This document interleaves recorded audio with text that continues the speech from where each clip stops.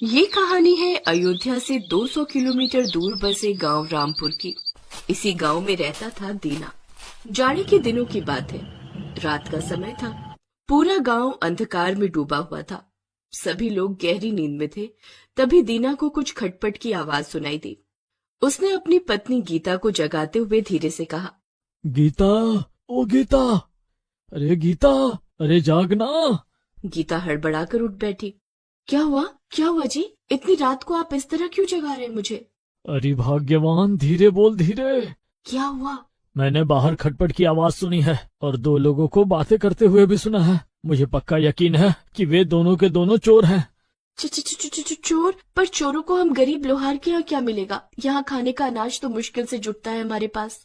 वो ये बातें कर ही रहे थे कि तभी एक बार फिर से उन दोनों को चोरों की आवाज आई। इस बार जो हमने चोरी की है, इसके बाद पूरी जिंदगी चोरी करने की जरूरत नहीं पड़ेगी। ठीक कह रहे हो भाई, बस इस मूर्ति को बेचने का इंतजाम हो जाए। अरे तुम चिंता मत करो, मैंने एक आदमी से पहले ही बात कर रखी है। वो इस मूर्ति के अच्छे खासे दाम हमें दिलवाने वाला है। अच्छे खासे दाम तो मिलने ही है। ये कोई मामूली मूर्ति थोड़ी ही है, ये तो बहुत ही खास मूर्ति है। चोरों की बात को सुनकर दीना और गीता दोनों के कान खड़े हो गए। उन्होंने अपनी झोपड़ी से झांककर बाहर देखने की कोशिश की, लेकिन उन्हें कुछ दिखा नहीं। गीता, पता नहीं इन लोगों ने क्या चुराया है ऐसा। कोई मूर्ति की बात कह रहे हैं वे दोनों, पर कौन सी मूर्ति है वो? दोनों ये बातें कर ही रहे थे कि तभी अचानक एक रोशनी सी चमकी। उस काली अंधेरी रात में ऐसा लगा कि उजाला हो गया हो। उस रोशनी में दीना और गीता ने जो देखा, उसे देखकर उनकी आंखें फटी की फटी रह गई। सुनते हो जी, ये तो भगवान की मूर्ति है, भगवान राम की। लेकिन ये मूर्ति कहाँ से चुरा लाए ये? गीता दीना से ये कही रही थी कि तभी उन चोरों में से एक ने कहा कि भाई, बस जल्दी से सुबह हो जाए और हम ये मूर्ति ठिकाने लगा दे। पता है ना कितनी मुसीबत और जान को हथेली पर रखकर हमने ये चोरी की है। हाँ भाई, पता है। इतना आसान नहीं था, इतनी सख्त सुरक्षा और सीसीटीवी के बीच से अयोध्या के राम मंदिर से रामचंद्र जी की मूर्ति चुराना। दीना ने जैसे ही सुना, उसके होश उड़ गए। भगवान रामचंद्र जी उसके आराध्य देव थे। दोनों पति पत्नी कुछ दिनों बाद अयोध्या रामचंद्र जी के दर्शन करने जाने वाले थे। लेकिन अब ये क्या हो गया? ये सोचकर उनके दिमाग ने काम करना बंद कर दिया।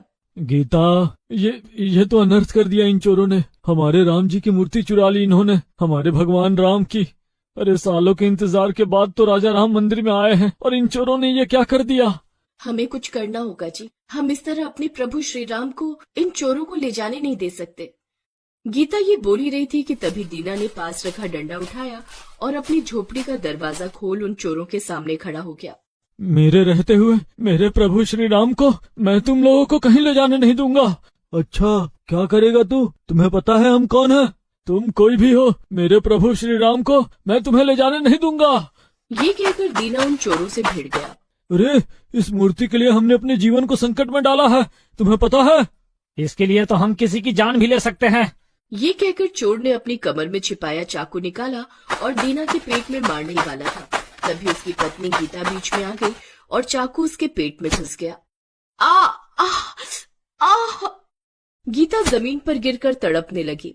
देख, जो हाल मैंने तेरी पत्नी का किया है वही तेरा कर दूंगा, इसीलिए अभी भी समय है, हमारे रास्ते से हट जा। नहीं, आप इन चोरों को छोड़ना मत छोड़ना। ये कहकर गीता ने दम तोड़ दिया। गीता, बदमाशो, मैं छोड़ूंगा नहीं, तुम लोगों को नहीं छोड़ूंगा। ये कहकर दीना फिर से उन चोरों से भिड़ गया। तभी उसने देखा कि वहां पर अचानक रोशनी हो गई है और वो मूर्ति हवा में उड़कर कुछ कहती है। दीना, मुझे इनके हाथ मत लगने देना। दीना ने जब मूर्ति के मुंह से ये सुना तो उसकी आंखें भर आई। उसने एक बार फिर पूरी शक्ति से चोरों पर हमला किया, लेकिन इस बार दोनों चोर उस पर भारी पड़ गए और उसके पेट में भी चाकू मार दिया। दीना जमीन पर गिरकर तड़पने लगा। उसके बाद चोर राम जी की मूर्ति को लेकर भागने लगे तो दीना ने उनका पैर पकड़ लिया और नहीं छोड़ूंगा, नहीं जाने दूंगा, मेरे प्रभु श्री राम को लेकर नहीं जाने दूंगा। दीना जोर जोर से चिल्लाने लगा। तभी उसके कानों में एक आवाज आई। क्या हुआ जी, क्या हुआ? ये आप नींद में क्या बड़बड़ा रहे? नहीं छोड़ूंगा, नहीं जाने दूंगा, मेरे राम को लेकर नहीं जाने दूंगा। कौन राम को लेकर जा रहा है और कहाँ? गीता की आवाज सुनकर दीना की नींद खुल गई। गीता, तुम ठीक तो हो? तुम्हें तो चाकू लगी थी ना पेट में। वो चोर कहाँ गए वो चोर जो हमारे राम जी की मूर्ति लेकर भाग रहे थे? ये सब आप क्या कह रहे हैं? कौन से चोर? और मुझे क्या हुआ है? मैं तो ठीक हूँ।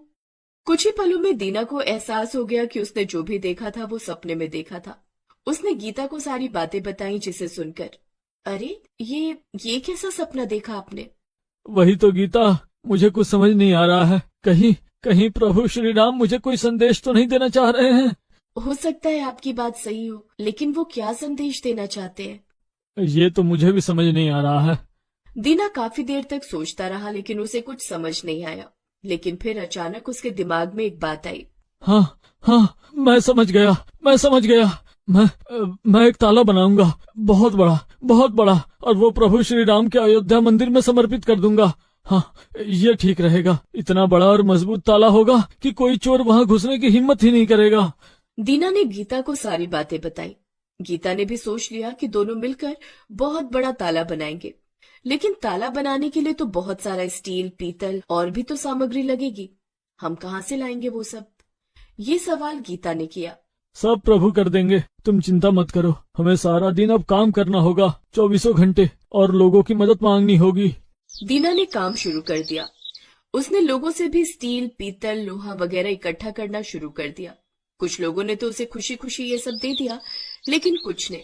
अरे पागल हो गया है क्या करेगा इतना बड़ा ताला बनाकर?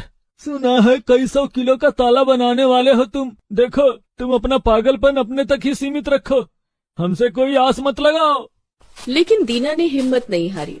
वो लगातार सामान इकट्ठा करता और पूरी रात ताला बनाने के लिए काम करता। लेकिन कई दिनों की मेहनत के बाद भी उसके मन लायक ताला बनकर नहीं आ रहा था, और मन लायक ताले के लिए उसे और भी सामान चाहिए था। इसलिए उसने एक बात तय की और वो बात गीता को बताई। ठीक है, आप बिल्कुल सही सोच रहे हैं। हम अपनी ये झोपड़ी और ये जगह गांव के साहूकार को बेच देते हैं। उससे हमें जो पैसे मिलेंगे उससे हम विशाल ताला बनाएंगे। दीना ने अपनी झोपड़ी और जगह बेच दी और उससे मिले पैसों से ताला बनाने के लिए सामग्री खरीदी। कई दिनों की मेहनत के बाद उसने 400 किलो का ताला तैयार कर लिया। जय सिया राम, जय सिया राम। आखिरकार मेरी मेहनत का फल मुझे मेरे राम ने दे दिया। दीना के उस अद्भुत ताले की बात जल्दी ही पूरे गांव में फैल गई। सभी दीना की तारीफ करने लगे। ताला तैयार करके दीना और उसकी पत्नी ताले को एक बड़ी सी बैलगाड़ी में लादकर अयोध्या की ओर चल पड़े। जिधर से भी वो ताला लेकर निकलते, लोग अपनी आंखें फाड़े उन्हें देखते। जब लोगों को ये पता लगा कि राम मंदिर के लिए बने इस ताले के लिए दीना ने अपना सब कुछ बेच दिया है, तो हाँ सरला, सही कह रही हूँ मैं, दीना ने अपना सब कुछ बेच दिया है इस ताले के लिए। तब तो ये बहुत बड़ा भक्त है हमारे राम जी का। दीना के ताले की चर्चा तो अब सबकी जुबान पर थी। पूरे भारत में उसकी बातें हो रही थी। जब वो राम मंदिर पहुंचा और अपना ताला वहां के पुजारी को अर्पित किया तो धन्य हो दीना, आज के समय में ऐसा कौन करता है कि ईश्वर के लिए अपना सब कुछ न्यौछावर कर दे। सच में तुम बहुत बड़े राम भक्त हो। मंदिर की ओर से आज के बाद तुम्हारे रहने का प्रबंध यहीं किया जाएगा। तुम यहीं रहकर प्रभु की सेवा करोगे। जब दीना का ताला भगवान राम जी के मंदिर में अर्पित किया जा रहा था तो सभी लोग भगवान राम की जय जयकार तो कर ही रहे थे, दीना की जय भी बोल रहे थे। दीना ये सब सुनकर अपने प्रभु श्री राम को देख रहा था और प्रभु श्री राम भी उसकी ओर प्रेम भरी दृष्टि से देख रहे थे। दीना की आंखों में खुशी के आंसू थे।